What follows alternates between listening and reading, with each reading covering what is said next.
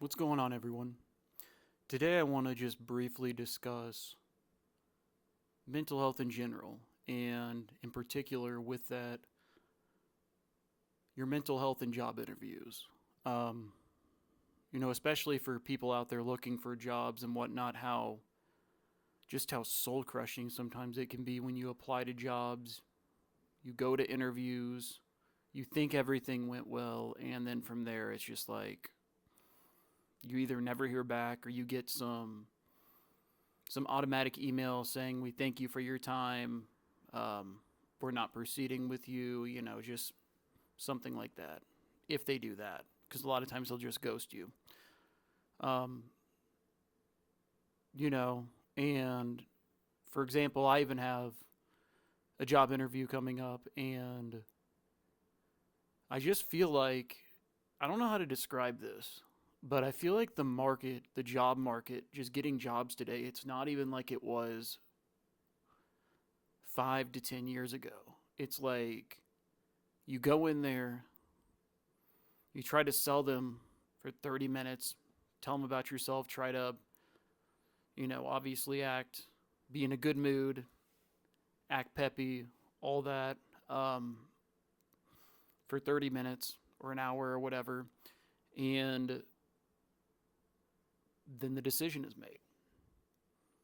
And then you add on to it sometimes for people who, are going through something or whatever it may be. You have to bring something up that's happened in your past to them, and you add that onto it. So you have all these extra layers that they have to peel back on you, which makes it even harder to get the job or even get the interview. Um, Not to mention, if you're doing a job interview for something outside of your field, if you work in the thing I was going to say with that is, like, for example, if you work in, it's interesting how some fields, like if you get a liberal arts degree or whatnot, or you get a generic business degree in particular, you can go into so many different fields outside of what your degree is in. But if you work in, for example, even healthcare, you know, as an RN or whatnot, and you're wanting to change it up to do something different, yeah, you have a bachelor's degree, but it's like a lot of times the experience you do have for whatever reason, they don't think it translates over. And I'm just like, I don't know. I'm at a loss sometimes for it because it's happened to me where it's like, for example, if you're an RN or a CNA or whatnot, and you have all sorts of experiences, definitely customer service experiences. Um, you've got to know how to communicate. You've got to know how to solve problems. But for whatever reason, that never translates over to any sort of office setting. It's like, but you have the bachelor's degree, or even something in health sciences for that matter. I don't know. It sometimes it can just be a lot when you feel like you're trying to do all the right things. You go to these interviews, and then it's just bam, bam, bam, and you just get denied over and over again.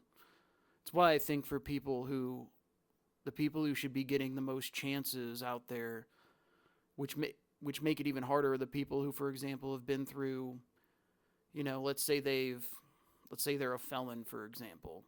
Let's say they've went through the programs they're supposed to go through. They're nonviolent.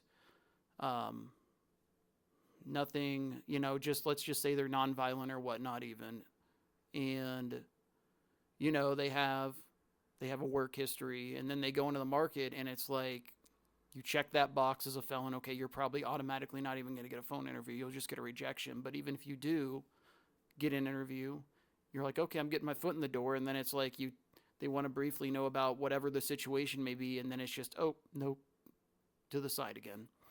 And that's for people who have, you know histories. It's like, and this is even people who, that'd be even harder. It's crazy today, I think, how the job market has gotten to a point where it just really drains people's mentals, to where if you're applying and looking at jobs, you really have to keep your mental health in check. I mean, you just do. If that's all you're fixated on, I know you have to have a job, you have to make money, but if that's all you're doing, it wears on you over time. It just wears on you, and it makes you feel like you're nothing. It makes you feel like It really reduces your confidence.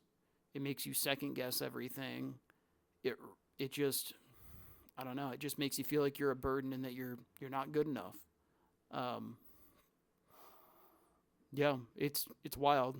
I just sometimes I just don't understand, especially if you have the credentials and once again, like, you're trying to do something else or expand whatever you may be trying to do. It's like a lot of times you'll look at these jobs and it'll be, for example, entry level, but then they'll want 2 years experience, or it's like they'll have you got to have your qualifications, but then they'll have, preferred ones or whatnot, which technically a lot of times, like, they want it, but you don't have to technically have it, and you can substitute whatever they want for it in a way. But then you go in there and nope, they don't want that. They want somebody who's got that 2 years experience or whatnot, but it's entry level. It's like, how do you get your foot in the door then? I mean, I know there's people who have obviously connections and whatnot with jobs, which does help, obviously, but that's not most people. That's not most people today. Um, it's wild. I just don't see how the job market, unless you know a billion people within your network, which half of it is fake on LinkedIn. Come on, we all know that. Um, it's just tough. So, that's why I tell people, whatever job you do have right now, as much as you hate it or you don't like it, I know you've probably heard this before, but at least you do have a job. It could be a lot worse. It really could. Um, and for people trying to even, just get a new job or change your field a little bit up, it's hard. Um, and it's like, in particular, even I'll just throw out from me, there's only so much studying you can do for an interview, because I have found, for example, if you overstudy for one, then you go into the interview and it sounds like your answers are like pre-programmed answers. You have to come across as a normal person, you know? Um, so, I mean, it's just wild. It's wild. And I just know how mental health today, just your mental health when it comes to job interviews, it's just, you got to try to keep it in check, because it will eat at you. It will eat at you over time when you're trying to do something. You just feel like you can't get anywhere with it. Um, it's just a lot. I don't know why. I just wanted to do this. I mean, I'm just throwing this video out here because, I even have, for example, um, an opportunity or interview coming up, and we'll see if it works out. Um, I've been through this multiple times. Then you get ghosted afterwards. So it's like just one of those things where I just kind of sometimes, and I just feel for anyone going through it. It's just, especially when you're just doing it over and over and over again, trying to not even just change jobs, but secure a job for that matter. It's draining. It really is. So you're not alone if you're out there and you feel drained or whatnot, trying to get a new job or getting it, whatever it may be. You're not alone. Um, it's tough, and I feel you. That's just going to be this video. It was just a quick video I wanted to throw out.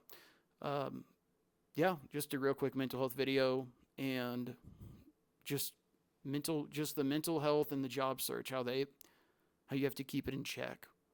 And especially, I know it is, like, as I said, if you're looking for a job and you don't have a job and you need to pay your rent or whatever it may be, that adds just another level of stress to it. So, yeah, leave a comment if you're going through anything like this or whatnot, because it is truly draining. Okay, I'll be quiet now. Have a great rest of the week.